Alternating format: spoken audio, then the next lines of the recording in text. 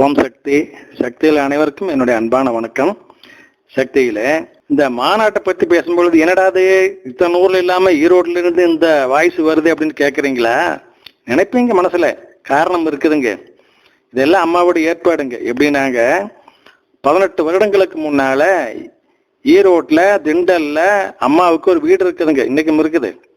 அந்த வீட்டுல உட்காந்துட்டு அம்மா சொன்னாங்க, ஈரோடு வாய் திறந்தால் உலகம் வாய் திறக்கும். எப்படிங்க? ஈரோடு வாய் திறந்தால் உலகம் வாய் திறக்கும். உலக ஆன்மீக இளைஞர் அணியின் தலைமை அலுவலகம் ஈரோட்டில் இயங்கும் அப்படின்னு அம்மா சொன்னாங்க. உலக ஆன்மீக இளைஞர் அணியின் தலைமை அலுவலகம் ஈரோட்டில் இயங்கும் அப்படின்னு அம்மா சொன்னாங்க, திண்டலுக்கு வந்துகிட்டு. அதன்படிங்க அம்மா அப்படி சொல்லி முடிச்ச பின்னால் என்னெல்லாம் நடந்ததுன்னு பாருங்க. முதல்ல மருவத்தூர்ல இலவச இருமுடியை அறிமுகப்படுத்தினது ஈரோடு மாவட்டம்.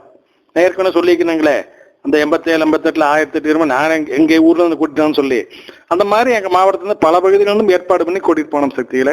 அப்புறம் மற்ற மாவட்டங்களையும் செஞ்சாங்க. அதே மாதிரி குரு வீட்டுக்கு சீர்வரிசை கொண்டு போய் குருவை பார்க்கணுங்கிற அந்த நல்ல காரியத்தை தொடங்கி வச்சதும் எங்கள் மாவட்டம் தான்.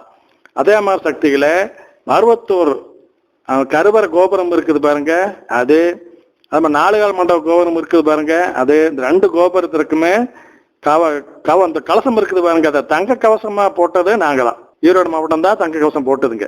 அதே மாதிரி கருவறையில வந்துங்க அந்த நிலைப்படி அதுக்கு வெள்ளி கவசம் போட்டது எங்க மாவட்டம் முதல்ல. அதே மாதிரி சக்தியில உள்ளுக்குள்ள கருவறை அம்மாளுக்கு தங்க கவசம் போட்டதுல பெரும்பங்கு எங்க மாவட்டத்தை சேர்ந்தது.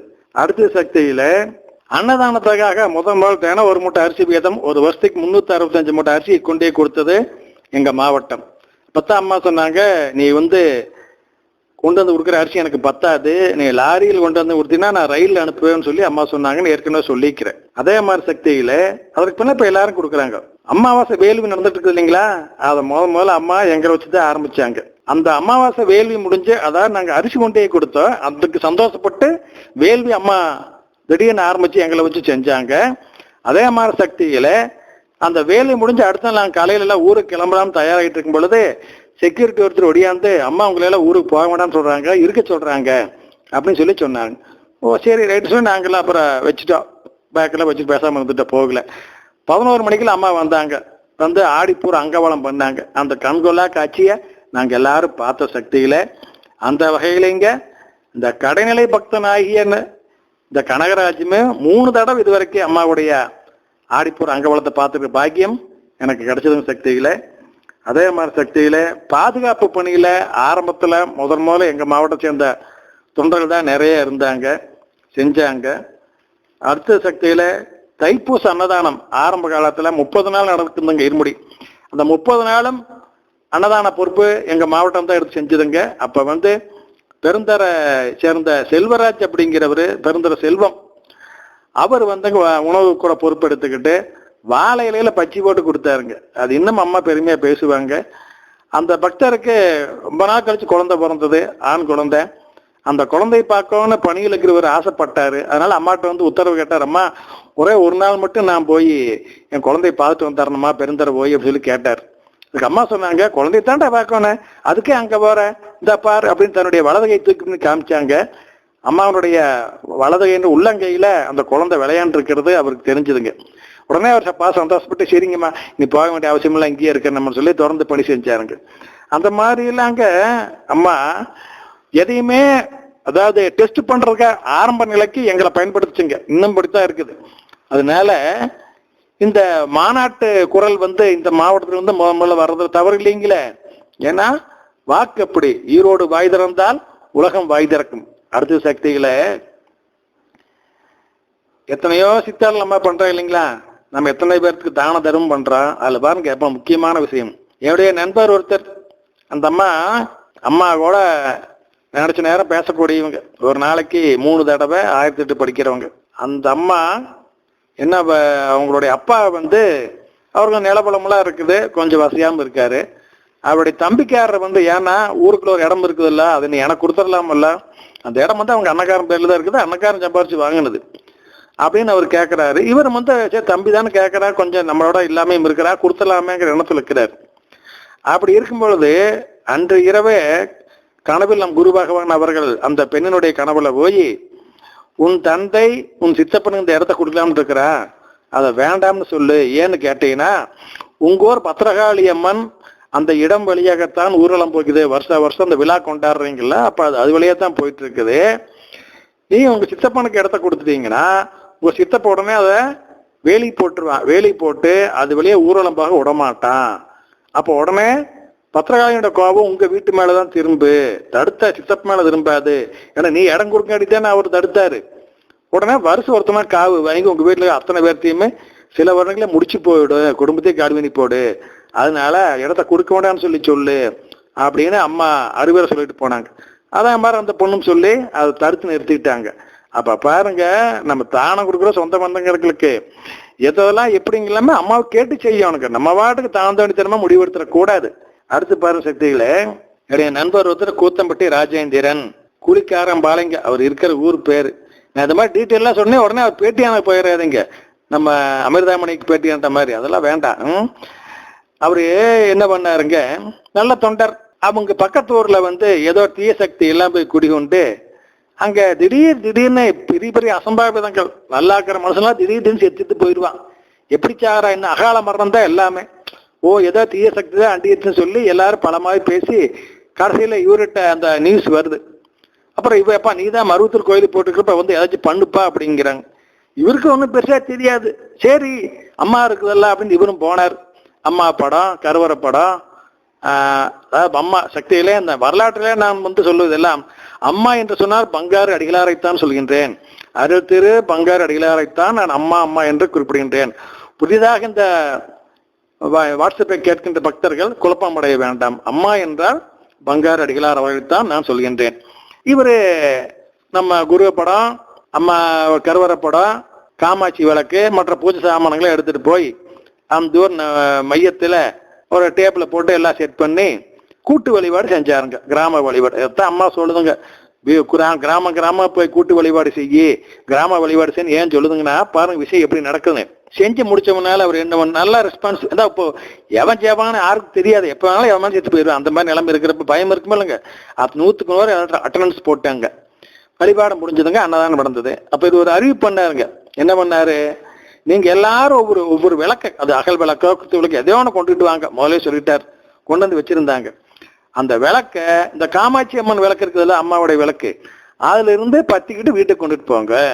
இல்ல உள்ளூர் தானுங்க, அந்த விழா நடக்கிற இடம் சுத்தி எல்லா வீடுகளும் இருக்குது. நீங்க வீட்டுக்கு கொண்டு போகும் பொழுது அணைச்சி வச்சாலும் மறுபடியும் பத்திக்கிட்டு போங்க அப்படின்னு சொல்லி கொடுத்தாரு. அதே மாதிரி அவங்க எல்லாரும் ஆளுக்கு ஒரு விளக்கு கொண்டு வந்து காமாட்சி விளக்கை பத்தி எடுத்துக்கிட்டு அவங்க வீட்டுல கொண்டு வச்சுக்கிட்டாங்க. அவ்வளவுதானுங்க. அதோட தீய சக்திகள்லாம் அந்த ஊரோட காலி பண்ணிட்டு அக்டால் போயிருச்சு. மறுபடியும் எந்த வித அசம்பாவிதம் நடக்கல. அதோட கதை முடிஞ்சுங்களா? இல்லைங்க. அந்த வெளியேறின தீய சக்தி என்ன பண்ணுச்சு, பக்கத்தூர்ல போய் வந்துக்குச்சுங்க. இப்ப பக்கத்தூர்ல அதே பிரச்சனை எல்லாம் வந்துருச்சு. அப்புறம் அவங்க எல்லாம் ஒடியாந்து இவரை கூப்பிடாம நம்ம ராஜேந்திரன் போய் அதே கூட்டு வழிபாட்டு அங்கேயும் செஞ்சாரு. இதே மாதிரி விளக்க பத்திட்டு எல்லாரும் போனாங்க. அப்புறம் அங்கிருந்து அதெல்லாம் காலி பண்ணிட்டு வேற ஒரு பக்கம் போயிடுச்சுங்க. இப்படியே மாறி மாறி அவங்க ஊரை சுத்தி 6-7 கிராமங்களுக்கு இந்த தீய சக்திகள் இடம் மாறி போக போக இவரும் அங்க எல்லாம் போய் கிராம வழிபாடு செஞ்சு அந்த விளக்க பத்தி எல்லாத்தையும் கொடுத்து அதுல முடிக்கூட இப்படியே போச்சுங்களா.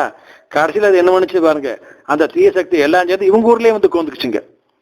இவங்க ஊர்லயே கோந்து இவங்க பங்காளி அடப்பாவி, நீ ஊரா போய் அக்கம் பக்கம்லாம் சுத்தம் பண்ண போய் கடைசி நம்ம வீட்டுல வெடிஞ்சிருச்சு, நம்ம ஊர்ல இங்கேயே நீ சரி பண்ணு அப்படின்னு எல்லாம் சொல்ல. அப்புறம் இங்கேயே அதே மாதிரி ஊரை கூட்டு வழிபாடு செஞ்சாங்க. அதே மாதிரி எல்லாரும் விளக்க பத்திட்டு போனாங்க.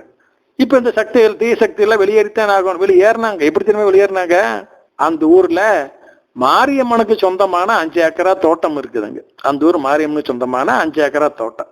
அந்த 5 ஏக்கரா தோட்டத்திலயுமே கரும்பு வச்சு நல்லா வந்திருக்குது, குப்புன்னு இருக்குது கரும்பு.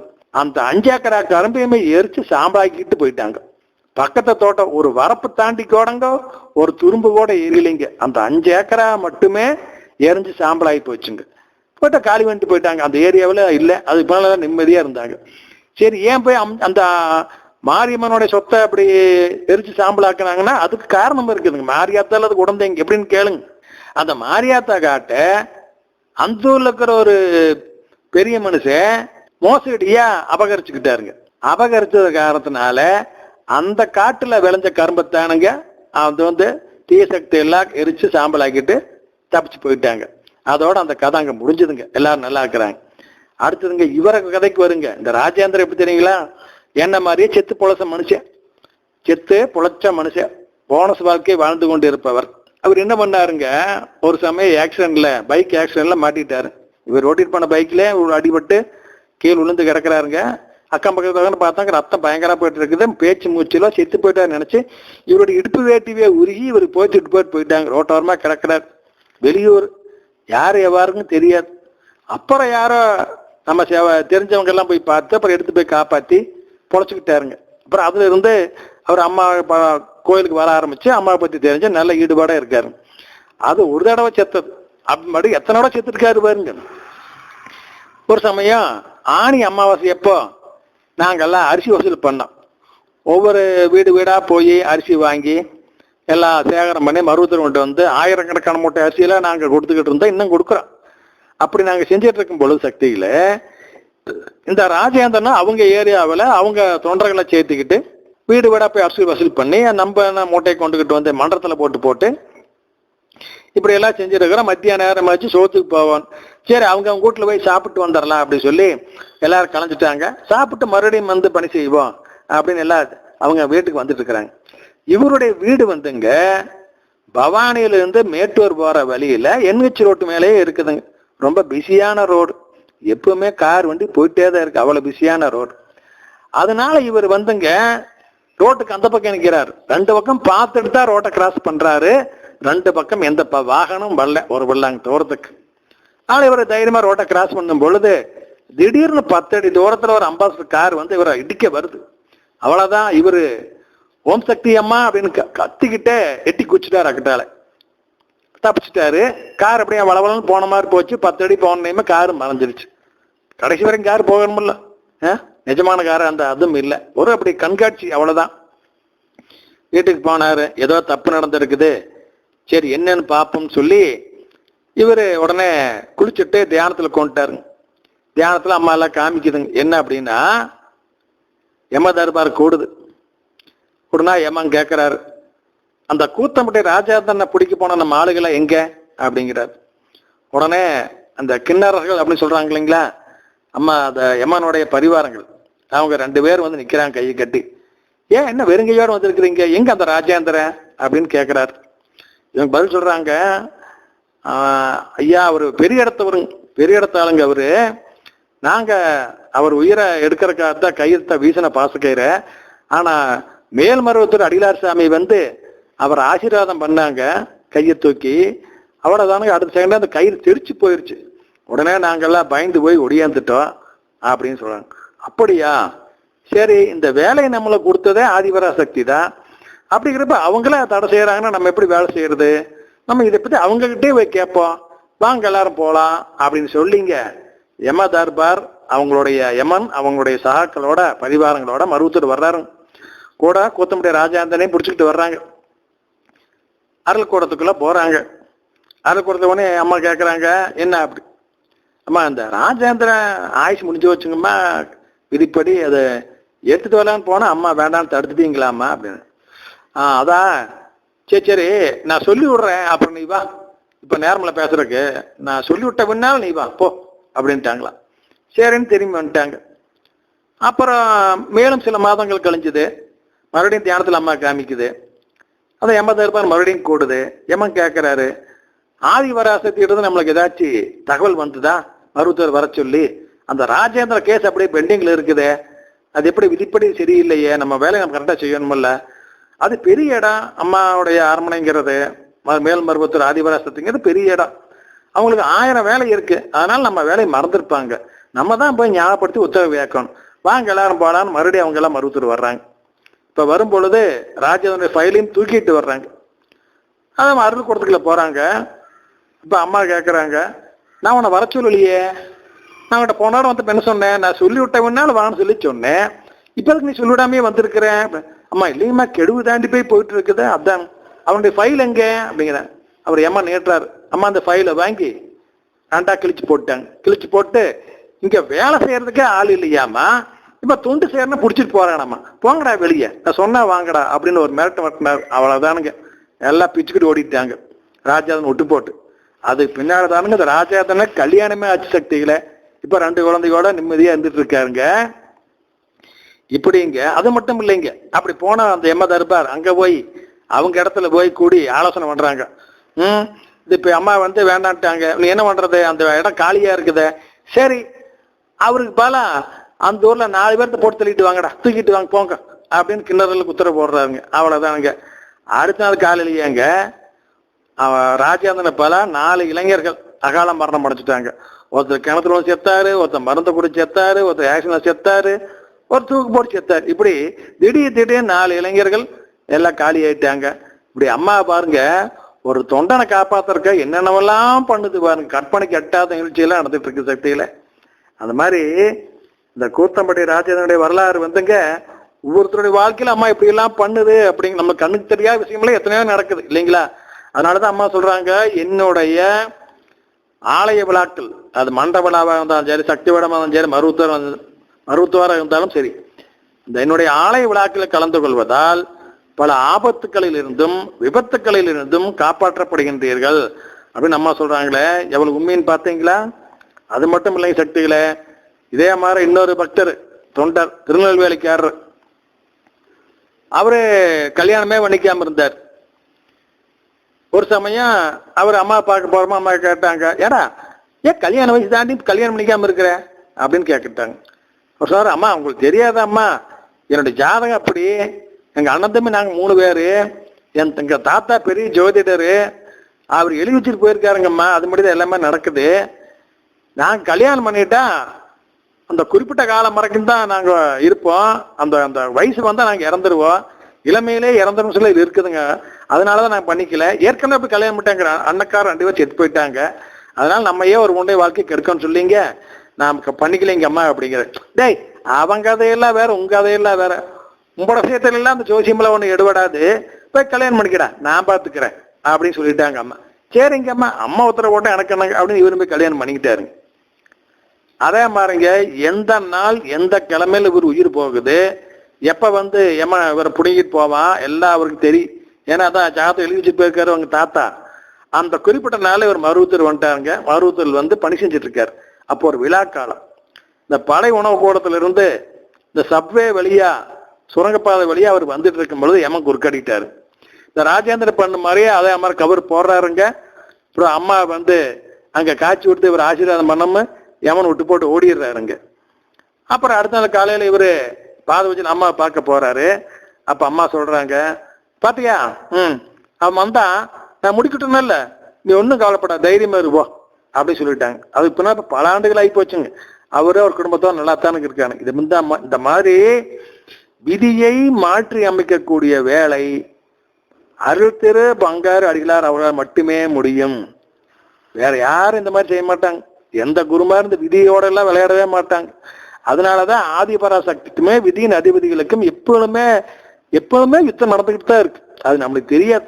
அதெல்லாம் தியானத்துல கெட்டிக்காரா இருக்கிறவங்களாம் உட்காந்து பார்த்தீங்கன்னா அந்த யுத்தம் எப்படி நடக்குது, அம்மா காப்பாத்துறதுக்கு எப்படி எல்லாம் கஷ்டப்படுறாங்க பக்தனை காப்பாத்துறதுக்காக அப்படிங்கலாம் நம்ம தெரிஞ்சுக்கலாங்க. நிறைய பேரு நினைப்பீங்க என்னன்னா, பாத பூஜைக்கு போகும் பொழுது அம்மா பேசாம இருந்துட்டாங்க மௌனம் அப்படின்னா, ஐயோ 1000 ரூபாய் போச்சு, இப்படி வந்து காசு நம்மளால கஷ்டப்பட்டு வந்தோம், அம்மா பேசாம இருக்குன்ட்டாங்களே, நீ அடுத்த இடம் வர்றதா, அப்போ காசு கணக்கு எங்க போறது, நட்டமா போச்சு அப்படின்னு நம்ம வந்து நிறைய பக்தர் புலம்புறாங்க. உங்ககிட்ட பேசிச்சா, எங்கிட்ட பேசலைங்க சக்தி அப்படின்னு எல்லாம் நம்ம வந்து புலம்புறோம்.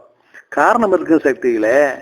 ஏன்னா அங்க உத்தரவு போடுறாங்கன்னு வச்சுக்கோங்க, அதை அந்த விதியின் அதிபதியில அங்கேயும் சிஐடி வச்சிருப்பேன், அவன் தெரிஞ்சுப்பான். உடனே டே அம்மா அப்படி உத்தரவு போட்டாங்க, இந்த பக்தன் அந்த உத்தரவுப்படி நடந்து தப்பிச்சுக்கிறதுக்கு வழி இல்லாம நம்ம அவனை தடுத்துறோம்னு சொல்லி அவன் தடுத்து போடுவாங்க. அதன் காரணமாகத்தான் அங்க எதுவும் பேசாம உங்களோட பேசித்தான் செய்யணும் இருக்குதா. ஒரு சாதாரண டாக்டர் உடம்பு சரியில்லாம நம்ம போறோம், இந்த டாக்டர் என்ன பண்றாரு, எதாவது ஊசியெல்லாம் நம்ம உடம்புல போடுறாரு. நீங்க எந்த ஊசி போடுறீங்க, அது என்ன மருந்து, அது எவ்வளவு வீரியம், அது உடம்புக்கு சைட் எஃபெக்ட் பண்ணுவா நம்ம ஏதாச்சும் கேட்கறோமா? முழு நம்பிக்கையோட நம்ம உடம்பு அவர்கிட்ட ஒப்படைக்கிறோம் இல்லைங்களா சக்தியில. அந்த நம்பிக்கையோட நம்ம பரம்பரை நம்மளுக்கு இல்லைங்களா? சொல்லுங்க பார்க்கலாம். ஏன் பேசலன்னு கோவப்பட்டுக்கிறீங்க, குறைப்படுறீங்க? ஒரு டாக்டர் நம்பி உடம்பு ஒப்படைக்கிறா, என்னென்னமோ ஊசி போடுறா, என்னென்ன மருந்து மாத்திரை எழுதி கொடுத்து சாப்பிட சொல்றாரு, நம்ம சாப்பிட்றா, அது சொல்ற மாதிரி பத்தியமெல்லாம் இருக்கிறோம். அப்படி பரம்பொருள் வந்து டாக்டரே தன்னுடைய ட்ரீட்மெண்ட்டை நம்மளோட விலக்கி சொல்லாம இருக்கும் பொழுது பரம்பொருள் மட்டும் சொல்லணுமா? சொன்னா நம்மளுக்கு புரியுமா? அதனாலதான் சக்தியில சொல்றதில்ல. அது மட்டும் இல்லைங்க, அப்படிப்பட்ட பக்தர்களுக்கு சிலருக்கு கனவுல போய் அம்மா உத்தரவு போடுவாங்க, இந்த மாதிரி பண்ணிக்க. பாதை வச்சுட்டு பேசியிருக்க மாட்டாங்க, ஆனா அடுத்த சில நாட்கள்லயே அவங்க எங்க இருக்காங்கன்னு அங்கேயே போய் கனவுல சொல்லுவாங்க. எதுக்காக சொல்றாங்க? கனவுல சொல்லும் பொழுது இந்த ரகசியம் அம்மாவுக்கு அந்த பக்தனுக்கு மட்டும்தான் தெரியும். அந்த உளர்வா பக்தே வெளியே சொல்லாம அந்த காரியத்தை செஞ்சு முடிச்சிருவான், அம்மா சொன்ன உத்தரவை நிறைவேற்றிடுவான்.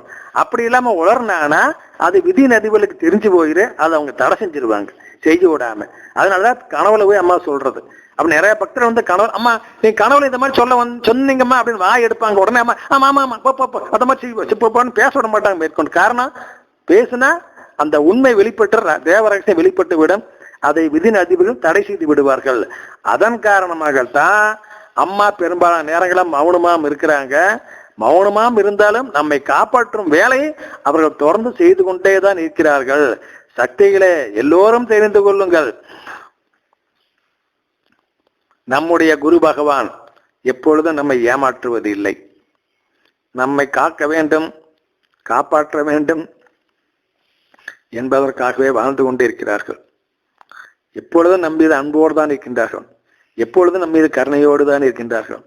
நாம் செய்யும் சிறு சிறு தவறுகளை கூட பெரிதுபடுத்தாமல் மேலும் மேலும் நம்ம ஒவ்வொரு தடவையும் அம்மா சொல்றதெல்லாம் படி நடந்துக்கிறதும் இல்லை. எத்தனையோ அது நடந்துக்காம தப்பு பண்றோம், ஆனா மறுபடியும் அம்மாட்ட போய் கேட்கறேன், ஆனா மறுபடியும் சலிக்காம பதில் சொல்லிட்டே தான் இருக்கிறாங்க. நம்ம கேள்வி இருக்கலாம், இப்போ இது சொல்லுங்க வைக்கலாம், இவங்கள்ட்ட சொல்லி போன தடவை செய்யலையே, இவனுக்கே பேச நம்ம நினைக்கிறாங்களே இல்லைங்களே, மறுபடியும் சொல்றாங்களேங்களா சக்தியில.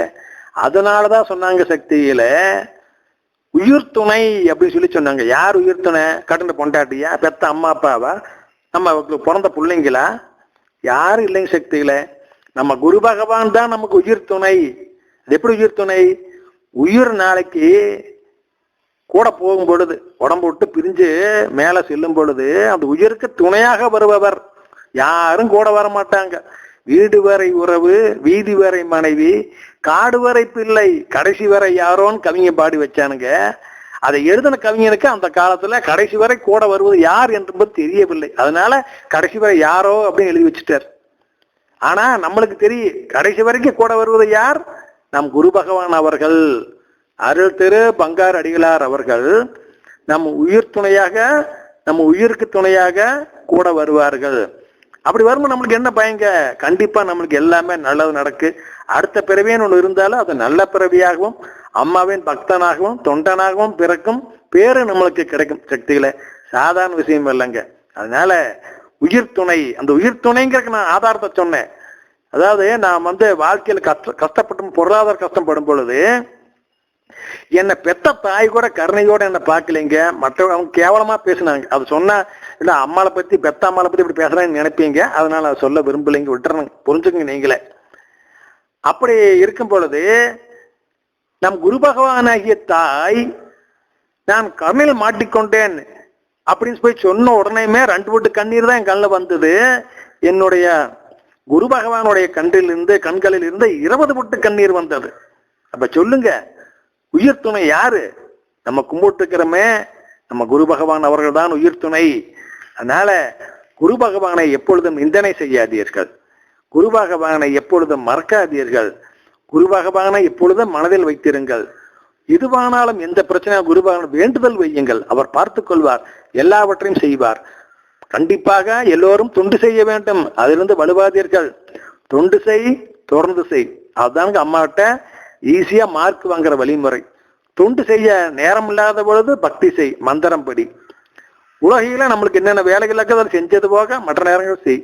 வேலைகளை செய்து கொண்டே கூட நம்ம மனசுக்குள்ள அம்மாவுடைய பேரை சொல்லிட்டே இருக்கலாம். ஓம் சக்தியே பங்காரடிகளே போற்றியோம், ஓம் சக்தியே பங்காரடிகளே சரணம், அல்லது ஓம் சக்தியே அருள் திரு பங்காரடிகளா அவர்களும் திருவடியே சரணம் அப்படின்னு சொல்லிட்டே இருக்கலாம் இல்லைங்களா? மனசுக்குள்ள சொல்லிட்டே வேலை செய்யலாம் இல்லைங்களா? பஸ்ல வரப்ப, ரயில்ல வரப்ப மனசுக்குள்ள சொல்லிட்டு இருக்கலாம் இல்லைங்களா? தாராளமா சொல்லாங்களே. சொல்லி சொல்லி பழக்கி பாருங்க. நம்ம தூங்குனா கூட நம்முடைய ஆன்மா அதை நம் இருதயத்திலிருந்து சொல்லி கொண்டு இருக்கும். இதை ஏற்கனவே இந்த வரலாறு நான் சொல்லிக்கிறேன். என்னுடைய நண்பன் ஒருவன் இந்த மாதிரி அனுபவப்பட்டாரு. அவருடைய ஆன்மா அவருடைய இருதயத்திலிருந்து ராத்திரி 12 மணிக்கு மந்திரம் படிச்சுக்கிட்டு இருந்ததுன்னு சொன்னேன். அதனால சக்தியில அந்த மாதிரி பக்தி, தொண்டு, தர்மம், தியானம், இந்த 4 வழிகளால் அம்மாவை சந்தோஷப்படுத்த நாம் முயல வேண்டும். இதில் தொண்டு நெறி சிறந்த வழி. செய்கூலி சேதாரம் இல்லாம நம்மளுக்கு பலன் முழுசா வேணும் அப்படின்னா அது தொண்டு தானுங்க. பக்தியில மனசு ஒருநிலைப்படணுங்க, தியானத்திலே அப்படித்தானுங்க. ஆனா தர்மம் இருந்தா தான் செய்ய முடியும், இல்லைன்னா வேலை வேணா செய்யலாம். ஆனா தொண்டு எப்படி வேணாலும் செய்யலாம். ஒரு சீவக்கட்டை இருந்தா போதும், மருத்துவ குப்பையெல்லாம் கூட்டி கொண்டே கொட்டலாம், தொண்டர்களை ஒழுங்குபடுத்தலாம். அது எல்லாமே அன்பா நடத்தும். ஹார்ஸா யாருகிட்டையும் பேசிடக்கூடாது. சக்தியில எத்தனை சொல்லியிருக்கிறேன், வர்ற பக்தர்களா எத்தனை பேர் முனிவர்களோ, எத்தனை பேர் சித்தர்களோ, யாரு கண்டா எத்தனை பேர் விடிக்கால வழிபாடு செய்யறவனா நம்மளுக்கு என்ன தெரியும். நம்ம பாட்டுக்கு ஏதாச்சும் அவனை போய் ஹார்ஸா பேசி அவங்க மனசுல ஏதாச்சும் நினைச்சாங்கன்னா அது நம்மளை பாதிக்கும். அதனால முடிஞ்ச வரைக்கும் நம்ம அன்பை ஆயுதமாக கொண்டு, அன்பை அஸ்திவாரமாக கொண்டு, அன்பை முதலீடாக கொண்டு நாம மருவத்துல எல்லா பணியும் செய்யணும் சக்திகளே. அடுத்த சக்திகளே, என்னுடைய இன்னொரு நண்பரை பத்தி சொல்றேன் பாருங்க. அவரு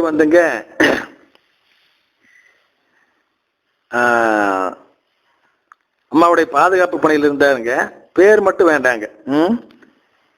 அவரு என்ன பண்ணாரு, செய்வனை கோளாறால பாதிக்கப்பட்டு படாத பாடுபட்டாரு. அவர் முதல்ல அம்மா பக்தர் கிடையாதுங்க, மதுவுக்கு அடிமையாகி. எப்படி மதுவுக்கு அடிமையானார் அப்படின்னாங்க, அவரு லவ் மேரேஜ் பண்ணிக்கிட்டாருங்க. அவரு லவ் மேரேஜ் பண்ணிட்ட பின்னால அந்த சம்சாரம் அவர் விட்டு போட்டு வேறக்கும் போயிடுச்சு. வேறக்கும் வேற கல்யாணம் பண்ணிடுச்சு. அந்த பொண்ணுக்கு ஒரு குழந்தை, ரெண்டு பிறந்த ஒரு குழந்தையும் இருக்குது. அது அவங்க தாத்தா வீட்டுல வளரும். அந்த தாத்தா வீட்டுல இப்படி வளர்ந்த காலத்தினால அந்த தாத்தா என்ன பண்ணினாரு, அதாவது நம்ம கதாநாயகனுடைய மாமனார், நம்ம பிள்ளை வாழ்க்கை இப்படி கெடுத்து போட்டானே அப்படி சொல்லி அவர் செய்வனை வச்சு அடிச்சுட்டார். அதன் காரணமாக நம்ம ஆளுக்கு பலவிதமான பிரச்சனைகள், பேய் தொந்தரவு, பல விதமான தொந்தரவு. இவரு மதுவுக்கு அடிமையாகி எல்லாரும் தண்ணி போட்டே கிடப்பாருங்க. இப்படி இருக்கிறப்ப அந்த செய்வனை கோளாறின் காரணமா அந்த மந்திரவாதி ஏவி விட்ட பேய்கள் எல்லாம் தினமும் இவரை தொந்தரவு பண்றது. இவரு கட்டரை சுத்தி நின்றுட்டு, டேய் எந்திரிச்சு வாடா, அங்க போல இங்க போலான்னு இவரை உயிரை புடுங்குவதற்காக என்னென்ன வேலை செய்யணுமா அத்தனை போட்டு மிரட்டிட்டே இருந்ததுங்க. இவர் கொஞ்சம் யோசனை பண்ணி பார்த்தாரு, இது இன்னும் தப்பிக்கோன்னு என்ன பண்ணலாம்னு சொல்லி. அவங்க ஊர்ல ஒரு மாரியம்மன் கோயில் இருந்தது. அந்த மாரியம்மன் கோயிலவே நைட்டு படுத்து பாருங்க. ராத்திரியில தான் தொந்தரவு, நைட்டு மாரியம்மன் கோயிலே படுத்து பாருங்க. மாரியம்மன் கோயிலே படுத்தாலுமே அந்த பேய்களை என்னோட கோயிலுக்குள்ள வராதுங்க. ஆனா மதுள் சவத்துக்கு வெளியே நின்றுட்டு அந்த மதுள் சவத்துக்கு மேல உயரம் எடுத்து அவங்க எப்படி வேணாலும் உருவம் எடுத்துப்பாங்க இல்லைங்களா. அந்த உயரம் மதுள் சவத்துக்கு மேல உயரமா நின்றுகிட்டு இவரை கண்டபடி கெட்ட வார்த்தையில் பேசி இவர் உசுப்பேச்சு விடுவாங்க. ஏன்டா நீ ஒரு ஆம்பளையா, உனக்கு முகத்துல மீசி இருக்குதாடா, இப்படி பயந்துட்டு கோயிலுக்கு படுத்திருக்கிற, டேய் தைரியமானவனா இருந்தா ஆம்பளையா இருந்த வெளிவாடா வாக்கலாம், ஆச்சா வாச்சான்னு உசுப்பேத்தி இவரை தூங்கூடாம ரணகலப்படுத்துவாங்க. இவருமே வாயை மூடிட்டு பேசாம படுத்திருப்பாரு ஒழிய பயந்துக்கிட்டு வெளியவே வரமாட்டாரு. இப்படி இருக்கிற பொழுதுங்க ஒரு நாள் இவர் நினைக்கிறார், இவருடைய நண்பர் ஒருத்தர் பைக் ஆக்சிடென்ட்ல செத்து போனார். ஆனா அவனும் பைக் ஆக்சிடென்ட் செத்து போனா, அந்த ஆக்சிடென்ட் செத்து போன அந்த நண்பன் இருந்தானா இப்ப அவனு இப்ப ஆவியாத்தானே இருப்பான், பேயாத்தானே இருப்பான், அவங்ககிட்ட வழிமுறை கேட்டு நம்ம தெரிஞ்சுக்கலாமே அப்படின்னு இவர் நினைக்கிறாருங்க. அவ்வளவுதானுங்க. அடுத்த செகண்ட் இந்த மந்திரவாதத்தில் ஏவி விடப்பட்ட பேய்கள் எல்லாம் போய் அந்த செத்து போன ஆக்சிடென்ட்ல செத்து போன இவருடைய நண்பனை போய் கூட்டிட்டு வந்துட்டாங்க. கூட்டிட்டு காம்ப்ரமைஸ் பண்றாங்க. நீ போய் சொல்லி எங்க சொன்னபடி அவனை கேட்க சொல் அப்படின்னு சொல்லி அவங்க எல்லாம் இவரை தாட்டி விட்டு போட்டு அவங்கள தள்ளி நின்னுக்கிறாங்க. அப்புறம் இவருடைய நண்பரோட பேய் பேசுங்க இவர்கிட்ட, இவனுக்கு எல்லாம் பயப்படுறாங்க, நீ பயந்துக்காத, இவனுனால மிரட்டத்தான் முடியுமா, வேற ஒன்றும் பண்ணிட முடியாது, நீ பயந்தேன வேணா இவனுக்கு கொண்டு போடுவானு ஒண்ணு. உங்களோட பொட்டி திறந்து பாரு, அதுக்கு நீ மேல்மருவத்தூர் போனப்போ ஒரு தடவை காப்பு வாங்கிட்டு வச்சிருக்கிற, கையில போடுற காப்பு, அதுல அம்மாவுடைய கருவறப்படம், சுயம்பு, அடிகளா உருவமெல்லாம் இருக்குது. அதை எடுத்து கையில் நீ போட்டுக்கோ, கழட்டிடாத. இவனுக்கெல்லாம் கழட்டி சொல்லி மிரட்டுவானுங்க. அது இருக்கிற வரைக்கும் இவனுங்களால ஒண்ணுமே செய்ய முடியாது, நீ உடனடியா தொலாவி அதை எடுத்து போட்டுக்கோ அப்படின்னு உழவு சொல்லி கொடுக்குறாருங்க. இவரு அதே மாதிரிங்க அந்த பெட்டி தொலாவி பார்க்க அது காப்பு இருக்குது, அம்மாவுடைய காப்பு எடுத்து கையில போட்டுக்கிட்டாருங்க. அதுக்கு பின்னால இந்த பேய்கள் எல்லாம் 10 அடி தள்ளி நின்று தான் பேசுது. முன்ன பக்கத்தால் நின்று தொட்டு மிரட்டை எல்லாம் கலாட்டா பண்ணவங்க இப்போ தள்ளி நின்று பேசுறாங்க, 10 அடி தள்ளி நின்று பேசுறாங்க. முதல்ல அவங்க மிரட்டுறது என்ன, டாய் முதல்ல அந்த காப்பு கழட்டுறா, நீ ஆம்பளையா இருந்தா காப்பு கழட்டுறா பார்க்கலாம், காப்பு கழட்டி ஏறியடா, என்னடா அது உன்னை காப்பாத்தி போடுமே, ஆச்சா போச்சான்னு இப்படி அவரை பலவிதமா தூண்டி மிரட்டிட்டு இருந்தாங்க. சக்தியில நாளை பார்க்கலாங்க. ஓம் சக்தி பராசக்தி.